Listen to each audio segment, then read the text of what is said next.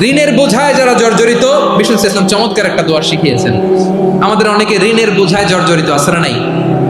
এদিকে কেউ আছেন? থাকলে হাত তোলার দরকার নেই, থাকলে এই দোয়াটা পড়বেন। এক সাহাবী নাম আবু উমামা, নামাজের ওয়াক্ত ছাড়া উনি মসজিদে যেয়ে বসে আছে। বিষ্ণু বললেন, কিরে আবু উমামা, নামাজের তো ওয়াক্ত হয় না, মসজিদে কি? সাহাবী বলে, হুমুমুন লাজিমাতনি ওয়া দুয়ুন। নবী গো, ঋণের বোঝায় এমন টেনশনে আছি, ঘরে থাকতে পারলাম না, মসজিদে চলে আসছে। বিষ্ণু বলেন, আমি কি তোমার এমন একটা দোয়া শিখাবো যেটা বললে আল্লাহ তাআলা তোমার ঋণের বোঝা হালকা করে দিবে?